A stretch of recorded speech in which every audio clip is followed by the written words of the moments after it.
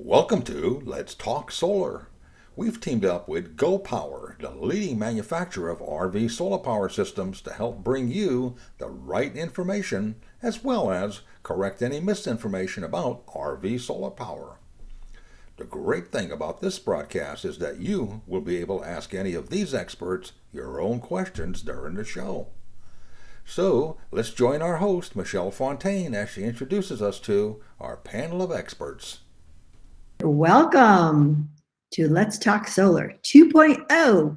Last week we had an amazing flow of questions and we couldn't get to all of them during the show. We did answer the comments as we said we would, but we didn't get to them on the show and we decided to carry it over for one more week. And because so many questions were similar last week, we decided to start off with Mark Spilsbury from Go Power giving us an intro to how solar works and system components. And then we'll jump into more audience questions. But first, let me introduce our guests. Jeff Johnston, the associate producer. Good morning of Rollin on TV. Jeff is also a tech writer for Trailer Life and Motorhome Magazines. Yeah, right, Jeff? Pretty much covers the gamut of everything RV.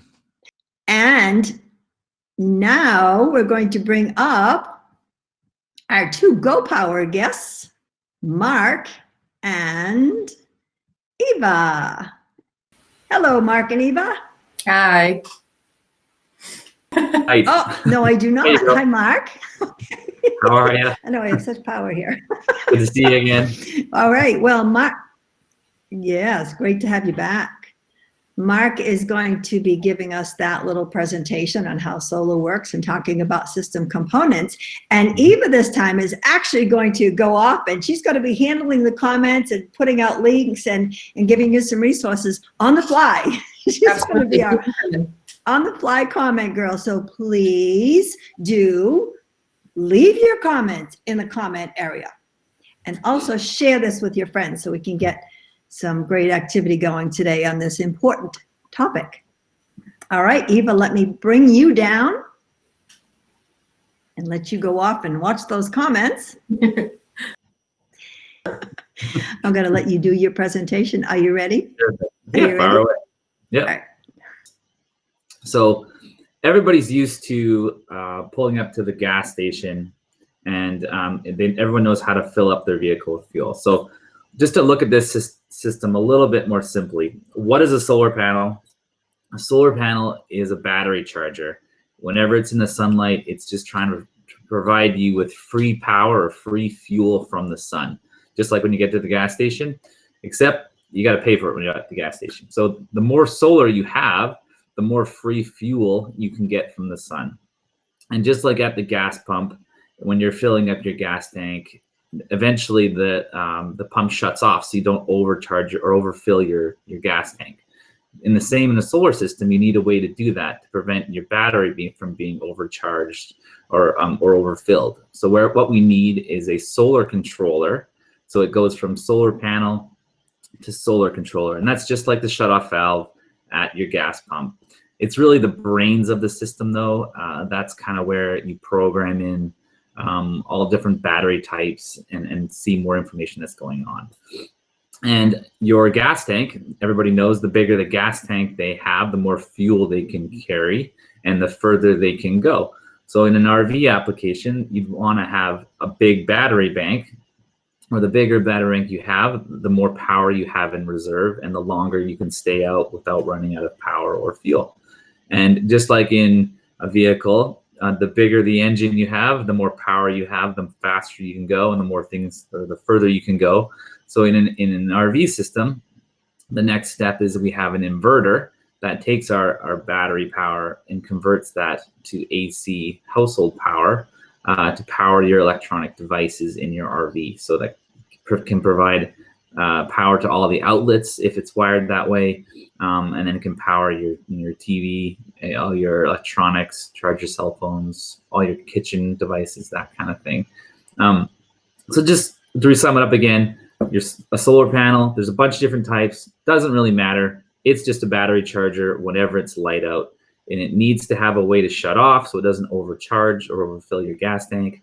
That's a solar controller. Your batteries, there's lots of different types. That's just really the storage or the gas tank to hold your power. And then an inverter, if you want to run AC devices, is just a way to convert that battery power to do that. So if you can go to the next slide, I'll just talk about a couple things we do. So on newer RVs, say in the last 5 years or so, you'll see 2 different types of prep systems on a lot of the RVs out there. We have 2 that we do. One's called solar on the side. That's for all of our portable kits. It works with us and a lot of the other competitors we have. It's sort of kind of a universal port, which is nice. And that works just for portables. So you should see that on the side of the unit. And then there's a few different types, but a lot of RVs are wired, or they're pre-wired for solar to be mounted on the roof. Our program is called Wired for Solar, where we use the industry standard MC4 connections, which are like a male and female connector on most industrial solar panels, and you'll find that on the roof. The hardest part about installing solar on an RV after the fact is running all the wiring through the walls. So we've been trying to convince a lot of the OEMs to pre-wire for you, so it makes installing this a lot easier after it's all said and done. So if you can go to the next slide, I'll just kind of show you how a system looks here. So here we go. So if you can look at that, here's a kind of 3D image of an RV, obviously a trailer. You can have roof-mounted solar panels up on the roof, mounted permanently. They would go through our cable entry plate that brings the wires inside the RV. Usually around the fridge, there's usually some space. So a lot of the times you'll see solar controllers mounted in around there. And then from there, that goes to your battery. In this system, we're also showing our inverter charger. So in an RV, every RV has a converter that actually goes from a 120 to 12 to charge your batteries and passes power through. This device has a converter, an inverter, and a transfer switch all in one that makes it a little bit more seamless for when you're hooking up to shore power and unplugging and basically wanting everything to work seamlessly. And these are kind of just the components that you see in an RV. And if this image had the little port for the portable kit, it'd usually be near the front of the trailer to basically have a direct line to the battery so you can plug your portable solar kit in. And that's kind of it. Really, from here, it's just sizing how big of a battery bank you need, how much solar you need to make the whole thing work for what kind of RVing you're doing. And that's something we can help you with, or if you go to our website, we have an online sizing calculator that helps everybody walk through how to size up your system, because not everybody's needs are the same. So we can tailor make basically off of our kits to make the system work for you. And that's kind of it. And then we can ask questions and we'll fire away. Hey, Jeff. Good afternoon. How we doing? Oh, good. Looking over here at the questions that are on the public input here, we have one from, let's see, Ron Williams. He concerns, he's got 4 6-volt deep cycle batteries, and he also added 2 12-volt deep cycle batteries. He asked us to create any kind of issue by mixing 6 and 12-volt batteries being all lead acid. Yes, it certainly can create problems, Ron. Those sets of batteries have different charging characteristics, different demands, so to speak. And your charging system, whether it's your converter, a generator, or your solar, is going to tend to charge according to the greatest demand. In other words, if your 12-volt batteries are a little bit more discharged than the 6-volt, it's going to try and charge those 12-volt batteries. But if the 6-volt bank is already fully up, it's going to be overcharging the 6-volt batteries while it attempts to bring the 12-volt batteries up.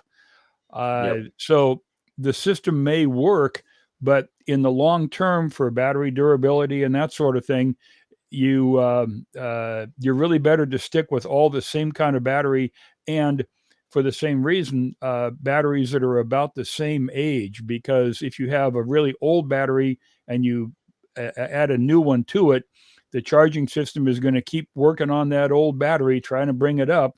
And the new battery is going to say, wait, I've got enough. You can stop now. But the charging system doesn't know that. It sees the discharged older battery. So long term, you're better off to stick with just a bank of 12 volt, but using them as you suggested, how you transfer the 12 volt batteries to another device eventually. It's a kind of a good workaround, but generally speaking, stick with the same kind of batteries throughout. Yeah, I definitely agree with you on that one. And let's see. A little bit before that, Tony Elders asked, are two 6-volt batteries better than one 12-volt? Better than. Well, they both produce 12 volts, but one 12-volt, no, is generally not better than, if better means with storage capacity, amp hour capacity. Two 6-volt batteries will have a whale of a lot more storage capacity and power output capacity than one 12-volt battery. Even if you use a really big Group 27 powerful battery, those pair of 6-volt is definitely going to work better. And I think from the standpoint of solar charging, probably, it's similar for both, isn't it? The solar charging will affect either type of battery, right? The bigger the battery bank you have, really, the better. Just the more storage capacity you have to use. Say you go out and the weather's not as great, you're gonna have double the capacity in a two 6-volts versus 112. Like if you're trying to compare them apples to apples, if you had two Group 20 or 31 12 volts giving you around 200 amp hours. 2 6-volts is roughly 225 amp hours. So there's still a little bit more in 6 volts. 6 volts can handle the inrush current a little better from larger devices and recover a little faster. But really, you only notice this on small battery bank systems. If you have 4 to 6 batteries, you're not really going to notice the difference. Some people like 12 volts because you can have them in odd numbers. You could have 1, 3, 5. It doesn't really matter. So maybe you can maximize your space a little better with the batteries, but where 6 volts, you always have to have them multiples of 2. But if you're just comparing them straight up, 2 6-volts is going to beat 1 12-volt every day.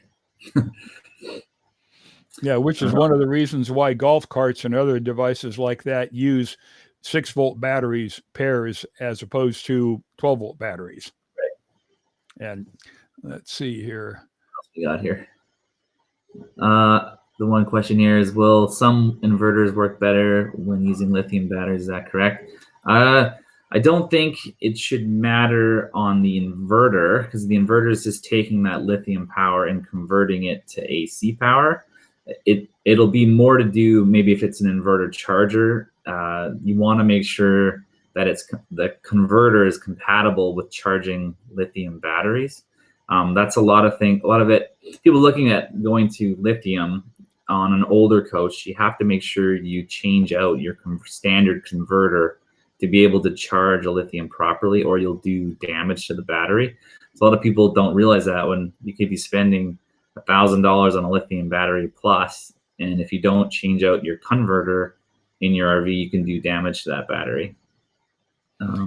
Well, and that so basically, if you're making a conversion like that from lead acid to lithium, it isn't just a matter of slapping the battery in. I mean, there's the converter. Is there any other devices that need to be considered to make that conversion effectively on the output side of the battery, for example? I mean, yeah, just when you're looking at going to lithium too, if you have your battery on the trailer's tongue, and if you go out in cold weather, lithiums don't like being below 0, or at least they will not charge below 0. So that if you're planning to do a lithium battery bank and you do some winter camping, you're going to want to have that battery insulated or maybe brought inside to keep it above freezing. or adding one of the battery blanket wraps to it to make sure that it stays above freezing for those temperatures. But I don't think anything else really will affect the battery, other than just any kind of charging. Like if you're plugging it, if you have a portable generator, you're trying to charge it, same thing. You want to make sure that it can handle lithium batteries. Yeah, well, in the same sense that lead acid batteries, flooded lead acid, absorbed glass mat, and so on all have different charging characteristics, and you really should have a converter or a generator that's set up for those specific types of batteries. And with a lithium. Well, you mentioned they don't like operating in very cold temperatures. Well, if a lithium battery happens to freeze or happens to be subject to way below freezing, maybe below zero, if it's in storage in a lot in Duluth, Minnesota, for example, all winter, does that harm the battery? Does that harm a lithium battery? Is it damaged by freezing like that? If it gets below, I think it's the same, 40 Celsius and I think 40 Fahrenheit is the same at that temperature. So if it's below that, you're going to want to, it can do damage, but anything below 32 Fahrenheit, there's a battery management system that shuts the battery down. It doesn't hurt it. It just won't allow it to be recharged at that temperature. So below freezing at 40 below, that's where you can do damage. So you'd want to make sure that if you're winterizing it in Minnesota, and if it gets that cold, make sure you put the battery inside. Well, and as far as damage is concerned, is it physical damage like a water pipe freezing and bursting, or is it just damage to the chemistry and so on? I mean, more damage to the chemistry of the cells inside the battery. So then you're going to have issues will come to, once that warms back up again, you could have issues with the battery performing, and it'll probably just not work. From the battery management system will shut it down and won't work properly. So we really want to. Can you hear me? We can hear you now. Oh, awesome. Let me, are you through with that particular question? Because I want to ask you a very unique one that came in. Okay. All right. My wife and I, this is from Eric. My wife and I are taking delivery of our new Solitude 382 WBR this weekend. And while it is coming with solar panels, I'd really like to add a small wind-powered electric generating device, but haven't found any good help or information. All I want is a trickle device for when it is cloudy. Could you send information or answer this, please? Eric and Jenny. Yeah. Well, there are a bunch of different wind generators out there that are suitable for use on RVs. They mount typically on something like you'll see the flagpole mount strapped to the ladder on the back of an RV. They work. They aren't necessarily just trickle chargers. You can get them in the 300 or 400 watt range pretty easily. A wind generator on an RV for batteries is a good idea, but like solar, you are at the mercy of nature. Solar, you need light, preferably sunlight. Wind, a wind generator, you need wind. Well, you are guaranteed, unless something drastic changes, you're pretty much guaranteed to have light on your RV every day. Not necessarily sunlight directly, but you're going to have light. You're not guaranteed to have wind at any given time, depending on where you like to camp and so on, what region you're in. But in general, to have your solar system, your solar charging system as your number one source of charging your battery is a great idea. Adding a wind generator, which can help if you have wind at night, for example, it can help maintain the charge on the battery at night. If you have some kind of an extreme need for power going on, if you have a family of 5 and everybody's got CPAP machines, for example, you may need a little bit of extra power capacity at night. But in general, the properly sized solar charging system will take care of your charging needs more than adequately. If you want to add a wind generator, that's certainly a viable option for just about any RV. But like I said, you're guaranteed to have light every day, not necessarily wind. So consider it sort of an augment to what's already there with the solar system, I think. Mm-hmm. And Mark, do you have anything to add to that? Fair, Mark? Yeah, I would just say, yeah, we used to sell them a long time ago. We see them more for marine applications, for like the liveaboard sailboat type guys that want that wind. Generally, though, you don't find too many that are meant for trickle charging. Yeah, they're about a 300 or 400 watt size, so they can generate a bit of power.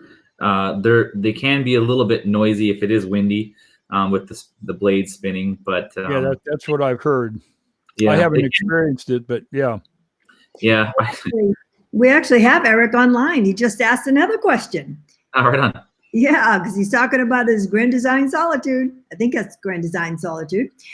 Taking delivery this weekend. We dropped off 2 12-volt lithium batteries a few weeks ago, and today they called and asked if we wanted to get the proper converter. Proper being hopefully a lithium converter. I would say you'd want to do that. If it's not, just confirm if it can charge those lithium batteries or not properly. Mm-hmm. Mm-hmm. And by all means, make darn sure that the converter is a multi-stage converter, also known as a smart converter. If it's I can't imagine that anybody would build a converter sophisticated enough to handle lithium batteries and not make it a multi-stage converter. But a non-multi-stage puts out a certain amount of charging current, and that's that. And regardless of the state of charge of the battery, it's putting out that much current. So once the batteries are fully up, it can overcharge the batteries. But a multi-stage starts out at a high rate of charge, and then as the batteries get filled up, the charge goes down, and it eventually winds up at a trickle state when there's little demand on the battery and the battery is fully charged. So just make sure it's a good it's a smart converter. Well, congrats on that new RV, Eric. And let's go on to one more question that I have here from Pamela Coates. She wrote, how fragile are the roof-mounted solar panels? I know we touched on this last week, saying that they're pretty solid up there.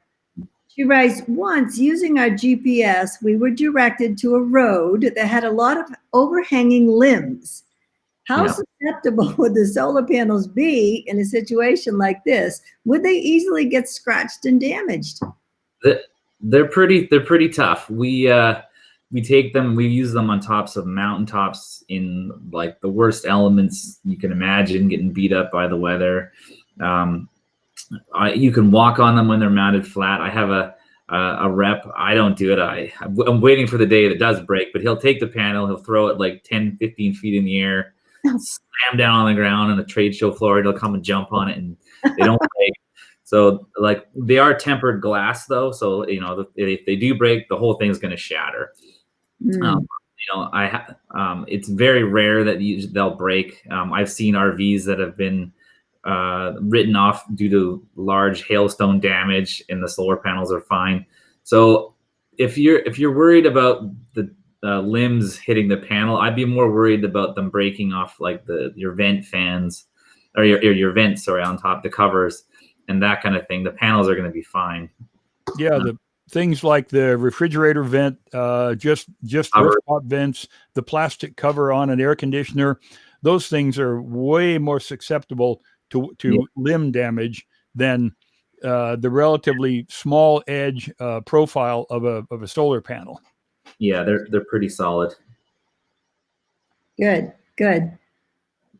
Let's see. What do we have here? Okay. Terry Adler was able to locate the wire ends from our roof port under the bed. If the controller is mounted in this area, how long is too long for the wires going to the batteries? Ideally, you want to keep it under 25 feet. The shorter the run we can make it, the better. Just there's less voltage loss in the lines going from the panel to controller to battery. But that's usually what we reckon. Most runs are around there. So if that's the case, then great. If the more it is, it's just you're going to have a slight voltage drop, a little bit of power loss the longer the run goes. 25 feet. If you're adding, if you're doing the wiring and you have an extra long run, and the instructions call for, say, 18 gauge wire, go to a larger wire gauge. That will help to reduce the power loss as well. Yeah, we recommend 10 gauge at least for when you're doing these systems, just because most of the, like our controllers that we include are usually our 30 amp controller, and 10 gauge will work with 30 amp. And it gives you the ability to add to the system without having to redo your wiring. But that's usually what the OEM should be pre-wiring with, is 10 gauge or larger. Okay. Did you catch this question? I was off for a moment from Marianne about the warranty. Just wondering what your warranty is like on your batteries and what kind of support you offer for them. Okay, warranty on our batteries. So we have AGMs and lithiums. Our AGM batteries have a 2-year warranty. And then our, however, we do have a little bonus with that. If 2 of our AGMs are paired with a 190 watt kit, like an Overlander or larger, we do add 3 years to the warranty, so that in theory they're being maintained by solar, so they should be always charged. For lithium batteries, they have a 10-year warranty on them, so it's, they're gonna live a long time, and it's really just if there is an issue with it, just contact us obviously for technical support. But with batteries, you usually know right away if something's wrong or they're gonna last. Yeah. Mm-hmm. Mm-hmm. Here's a battery related question. Not sure if you've covered it yet. AGM batteries, what do the numbers mean? And are larger numbers necessarily better? AH hours, etc. And solar panel installed flat on the roof of a trailer or angled to face the sun. Which is best and most efficient? Okay.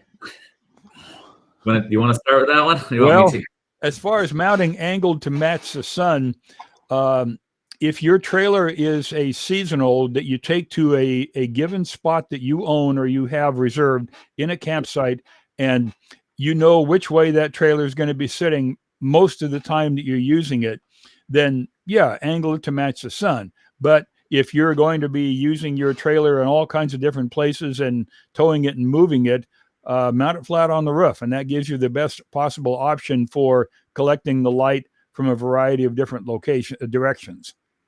Yeah, some people will look at, like, if they are like fall, winter RVers, the sun's lower in the horizon. And if you are camping and going to be in a stationary spot for a good amount of time, then yeah, it makes sense to tilt the kit or the panels, which we do have tilting brackets for that if you want to do that. But the majority of people just leave them flat. And if you needed a little bit more power, just add another panel. Then you don't have to worry about going up on the roof, tilting them.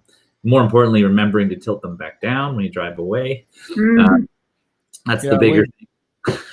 I've seen people that have done customized mounts. I mean, PVC pipe is a godsend for RVers. They use it for all kinds of different projects. Yeah. And I've seen PVC pipe made into a rack up on the roof that with ropes that literally go down the side of the RV. And they pull one rope and it raises the panel up to a different angle. And you pull the other ropes to be able to twist and turn the panel to aim it directly at the sun.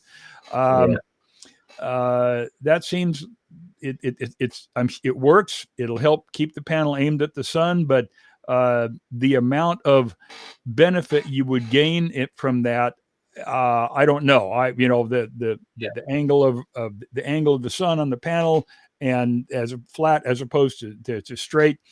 Mark, you would have a better idea than I do about how effective that would be and whether it's worth all that. Around. If really it's only going to be a benefit in the long run if it's in a stationary spot and they're trying to keep it and get the maximum amount of light on it. Like from the beginning of May to the end of September, almost most places in North America, we can guarantee about 6 hours of usable sunlight. And so we know with our 190 watt panel, it puts out in peak sun 9.3 amps an hour. For people that are just running their 12 volt loads, that one panel will offset the majority of all the loads for a couple with a couple of kids. So once they go to having wanting to have an inverter to run maybe the kitchen devices, and you have another panel with a bigger battery bank, That's usually enough. And for me, like, I don't want to be monkeying around with tilting and doing that kind of stuff. So I usually just have another panel. And then if the weather necessarily isn't as great, I still have more to capture for when I need it. And I'm not worried about that kind of stuff. Good.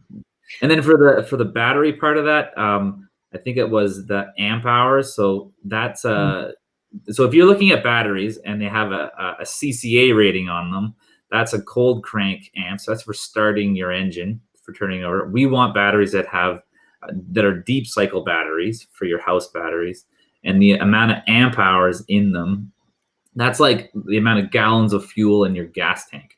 So if it's a 100-gallon tank, it's similar to a 100 amp hour battery. You've got 100 amp hours to draw from. So when you go to our website and use our solar calculator, or you look at, there's a manual one, everything is calculated in amps. So all your devices that you want to run, they all have an amp rating on the specs somewhere, and it's all based on how many amps it takes to run that device per hour. So if you add all those devices up, it'll tell you, you'll be able to figure out how many amps you're burning per hour, and you'll realize how big of a battery bank you need to have to run that for the amount of time that you want. And then it'll help pair it up with the amount of solar to offset that. So, or at least you can build it, say I want to go for a 3 or 4 day weekend. I'm going to need one solar panel and a couple batteries to get me by. But if you want to be totally self-sufficient, it'll help calculate. You need to know all those numbers to calculate what that is. And then that's where that calculator will come in handy. I don't know the specs on all of your charge controllers, but there are charge controllers out there. Maybe you guys offer them that have all kinds of data that they can tell you. Correct? I mean, where you can ask it, how many amps hours of power has my RV used over the last 12 hours? How much power have I had come in from my solar? And that's that kind of a charge controller panel is a great way to really be able to look at it. And if you have 100 amp hours of battery, and you're over the last 24 hours, you've used 85 amp hours of electricity that's been replaced by the solar panel, you're right at your fuel tank capacity, so to speak, almost. And that can tell you, well, the next time I get new batteries, maybe I better upgrade a little bit. Right. So as a rule, yes, the answer to the question was, are bigger numbers better? Unless you're talking about cost, yes, absolutely. Good. All right. One more question here from Eric Starling before we take our middle of the hour little break. Can I use 2 portable solar kits on the same battery bank at the same time? I have 4 batteries in my trailer. Thanks. Well, you can. It's just you'll have, the way I would do it, if you had one battery, I wouldn't recommend it. But if you have multiple batteries, you can basically have, say, the positive from the portable kit 1 go to battery 1, and then the negative go to battery 4, and then you mix up the other kit, go to battery 2 and battery 3, just so they're not all in the same posts.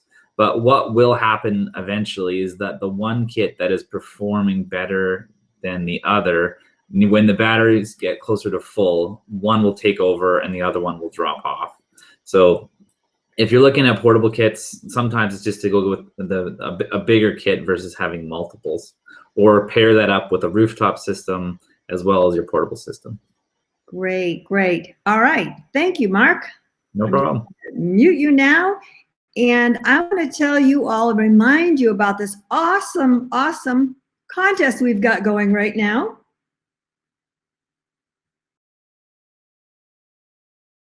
I know you can't wait to get back out and enjoy some RVing. Well, how about on your next trip, you take a brand new GoPower portable solar power system with you? You can.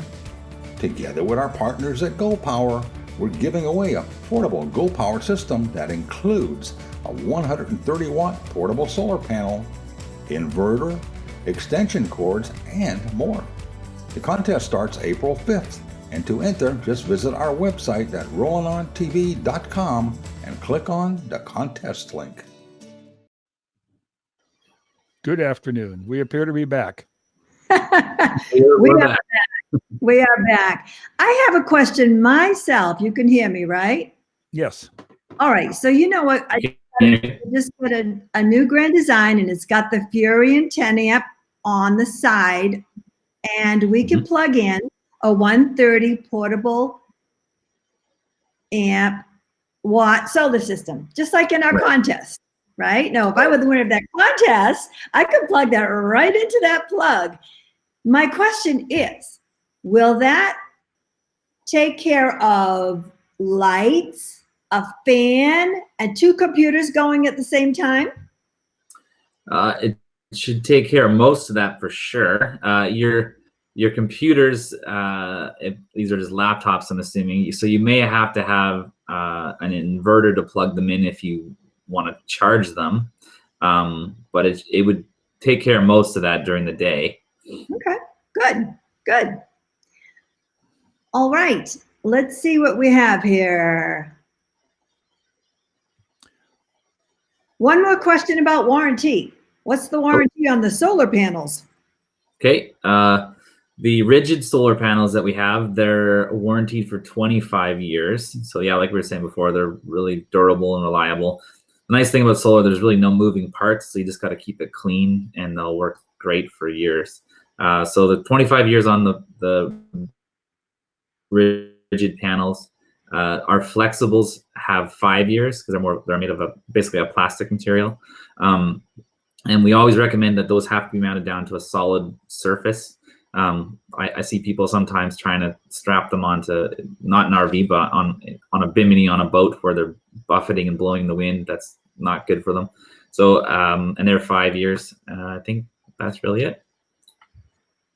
Okay. Well, in regard, along the lines of the product lifespan like that, I have some friends with some solar panels that they've had on their vehicle for, a couple of decades, I suppose. They got them really early on, and they are, it's called the Turtle Expedition Unlimited, and they do, like right now, they're getting ready to head down to South America to drive around South America for a little while.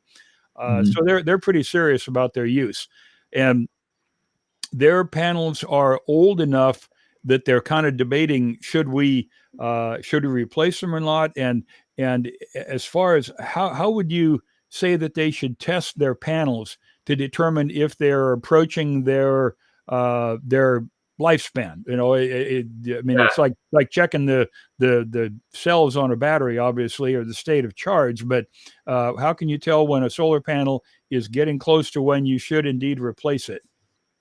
It's funny because they could last 50, 60 years and still be working fine. It's just the efficiencies over time have gotten a lot better. When I first started, it was a little over, I guess, 19 years ago, our main panel, the size, like we have a 190 now, it's about 50 and about 100 watts then.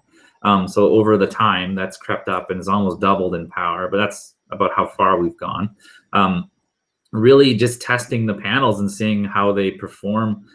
Most panels, I don't know how old they are, but most panels, the warranties usually say they'll lose about 10% of their output over the first 10 years, and then another 10 over the remaining years on their warranty. So if they're still producing more than 80% of their power and they're 15 years old, they're still working great. It's just that's what they're going to do, and they can keep doing that forever.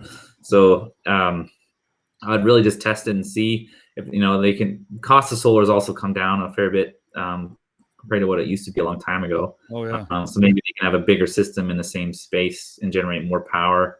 So even if their panels are still producing, a reasonable amount of power, if they have a 4-foot panel up there, I don't know specifically what their current rating, what their old ratings are, but they could replace that panel with a current one and dramatically increase the amount of power output for the same amount of space. Right. Yeah, well, that would make sense. When they're someplace out in the Atacama Desert in Peru, these guys, they've been in magazines for decades, and I I started some of my backcountry adventuring in the late 70s based on what I read about those guys. And they do some really serious stuff. So when it comes to solar use, it's not like going down to the campground for the weekend with the family. It's pretty good stuff. But they're really they are getting at a point where they're about ready to head out to the South America trip. So I'll talk to them and let them know what they need to do. The technology is getting better, so obviously the panels are more efficient. So you can make more power, like we're saying. I'd also get them to check if the solar controller is as old as the panels are. The solar controllers have gotten a lot more efficient and smarter over the years as well. That might be something they want to look at upgrading. People, they're worried about, because they're so old, the panels are going to fail, but panels are really generally pretty reliable for a long time, which is great. So I would just look at that as well. Yeah. All right. So what about Charlie Rodriguez? He wants to know, what is an MPPT charge controller? All right. Well, an MPPT charge controller, so it stands for maximum power point tracking.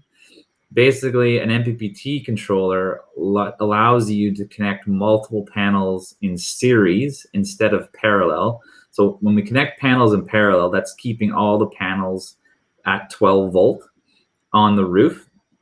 With MPPT, you can connect them in series. So that's basically plugging all the positives and negatives together, and it increases the voltage of the system. So we look at doing this 4+ panels to see it benefit.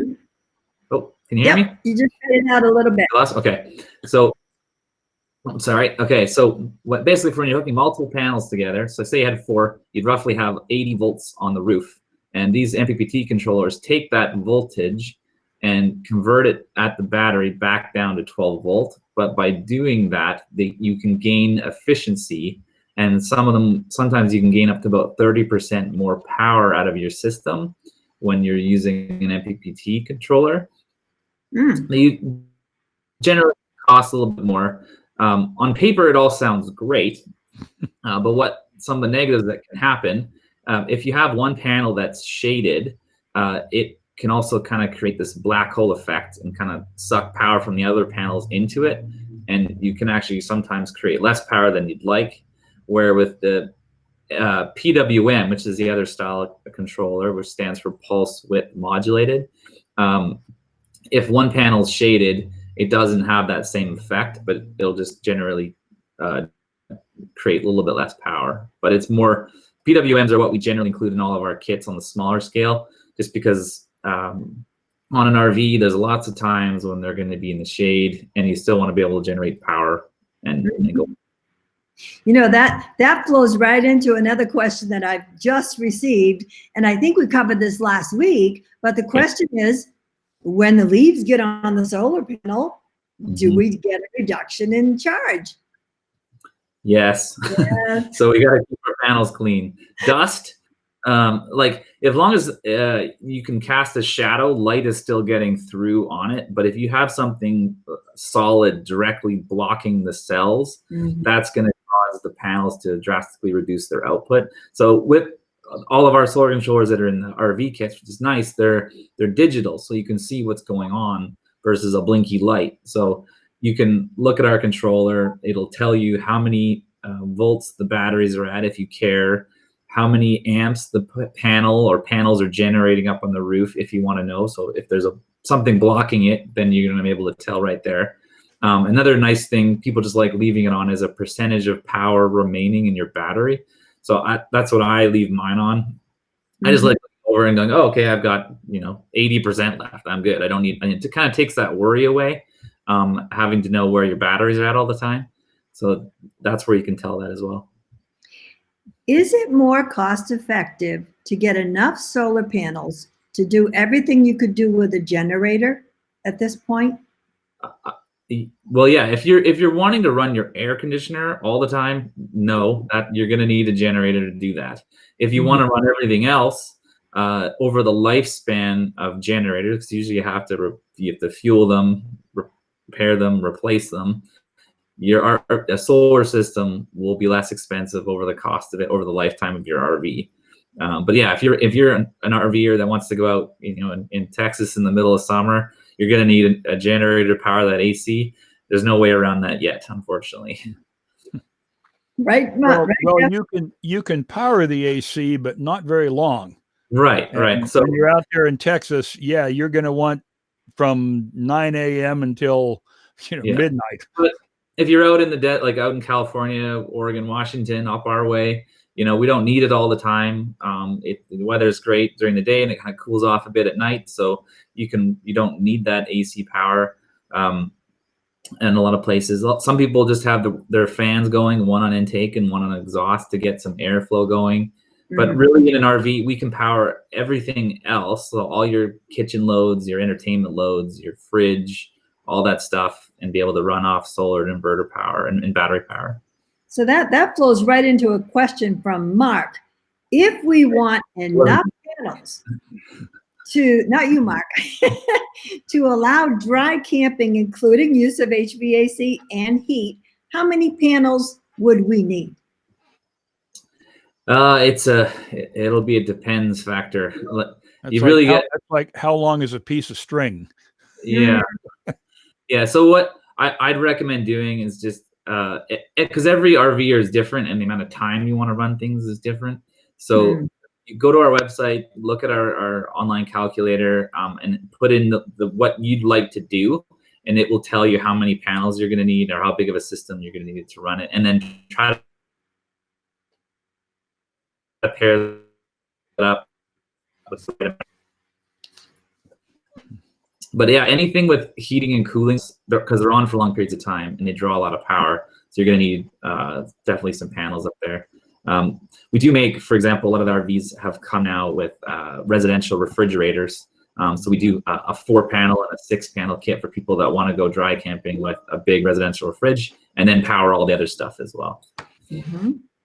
Yeah, and it regarding heating, if you're if your RV has traditional old style furnaces that have been around for decades, they draw a fair amount of power. Now, if you have a later model that has a more efficient heating system, like one of the Truma combis, for example, or the VarioHeat, those are a lot more efficient. So if dry camping is going to be a consistent part of your plan, consider all the components of the system rather than just how much power can I dump in. It's how much power am I going to need to use. And in this case, you get a more efficient furnace. And if you're dry camping in Bemidji in January, the more efficient furnace is going to allow you to stay longer, run longer. Mm-hmm. And I know that Eve is in the background, and she's going to be putting these links right into the comments, so that'll be helpful when we're referring them to this calculator on your GoPower site, right? Which is a handy tool. And something else that comes up occasionally, a lot of RVs spend time in saltwater environments, not necessarily immersed or not out on the water like a boat, but if they're by the coast, there is that salt spray and saltwater air. And apart from the usual concerns about electrical connector corrosion, hardware corrosion, I know the panels have aluminum frames, so that's not a big deal, but is there any concern or consideration that has to be given to the panels, something that can affect them in that salt environment? With the rigid panels, they're pretty good. They're anodized aluminum, so they can handle being in that environment. But you're going to get that salt spray if your pins where you are built up on the glass. So every once in a while, you just want to go and hose that off or clean that off as best you can. But yeah, other than that, they're pretty tough up on the roof, which is nice. I think that's all it is, just general maintenance. Yeah. So is there a message that comes up on your charge controller that says, get up there and clean your panels once in a while? No, it's the percentage going down and down and down. Okay. Yeah. So you're going to need to make sure to watch it. What people can do is put it on the amperage. And if you see that your batteries aren't, the voltage is lower and they're not charging, there should be a reason why. a lot of it's time to go up there and have a clean look at the panels and make sure they're clean. I've seen some that are, have 2 years of dust and pollen on them. Like I have a friend, I borrow his trailer sometimes, and I can write my name or write "wash me" in it, and it's still producing a lot of power. So it's really just that the direct blockages, if you're going to have leaves and things on the panels, that can actually affect them. But over time, that'll of course catch up. But keeping them clean is the best thing you can do. So here's one I think we covered before, but does leaving solar charging system enabled all the time impact the cycle life of the batteries? I would say yes, but in a positive way, because it's always making sure your batteries are topped up. So you're not leaving them in a low state of charge. If it's lead acid batteries, if you do that, they can build sulfation on their plates, which is kind of like cancer for a battery. So having a solar system on your batteries will allow them to always be maintained properly, and you'll get better battery life. Yeah, I mean the deep cycle. That's the reason. Another reason why you use relates to why you use a deep cycle battery for the coach battery as opposed to a starting battery, because it's designed for deep discharge and recharging. But if you can avoid that deep discharge and maintain it at a reasonable level, it'll help those guys last a lot longer. All right. Well, I think we pretty much used up our question. Yeah. Perfect. Wow. Something that you see a lot of times coming in, questions in your tech writing that you might want to share with us, Jeff? I think we've pretty much covered most of it. Usually the questions are simply, the things that we've covered, the basics. How much system do I need, or what's a good starting point system, for example? I think I mentioned last time, my go-to answer for your average guy with your average RV is start with 200 watts approximately of solar, and that'll cover refilling your batteries pretty well during the day under most average circumstances. But again, if they have a higher demand, like the CPAP machines that are so popular now, or like Mark said, running a residential refrigerator, that adds an increased load, and you have to kind of change up that equation.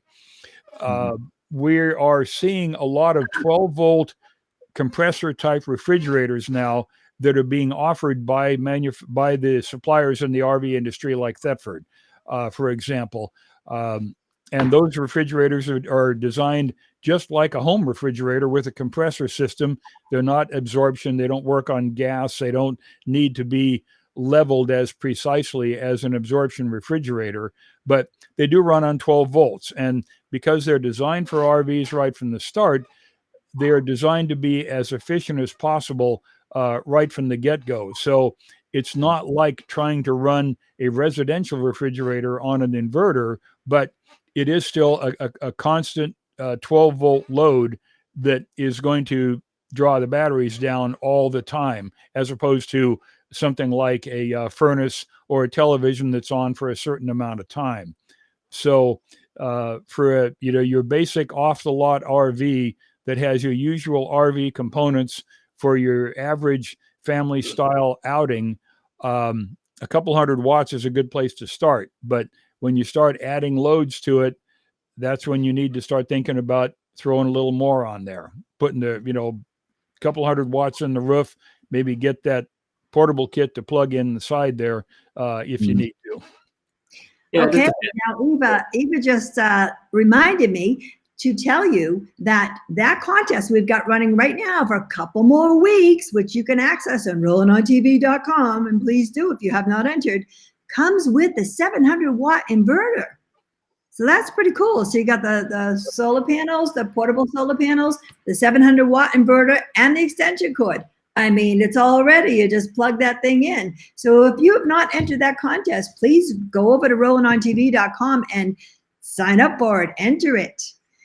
And also, we have a question. So do the panels automatically charge the batteries, or is there any manual intervention needed?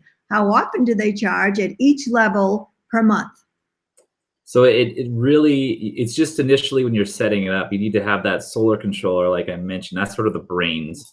So your solar panels just want to put power in whenever they get light out. They're trying to send power, but your solar controller is what you set up with the programming in your battery type that you have. And once that's established, it's all automatic after that. So if your batteries are sitting full, the solar panels aren't putting power in until they see a drop in your battery's voltage. And so it's once it's set up, you just got to make sure the panels are clean. And after that, you don't have to do anything, which is nice. All right. And one more question, I think.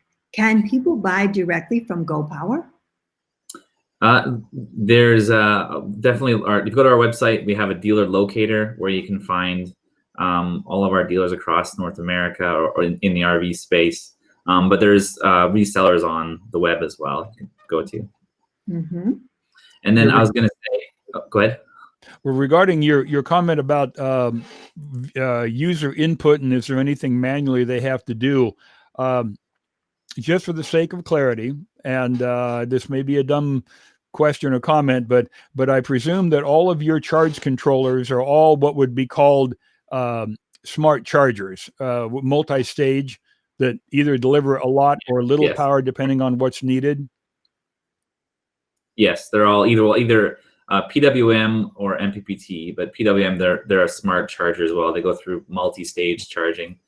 We actually preset them up to be on an AGM setting just in case someone didn't program it properly, and then because you don't equalize AGMs, so that you want to go in, and if you have a lead acid battery, it'll equalize, which is basically like a real good top up of the battery to flush out any of that sulfation every 28 days if they drop the voltage low enough. So it's all smart that way. And once they've hooked it up, they don't need to worry about it, other than just making sure that they're not using more power than they have available.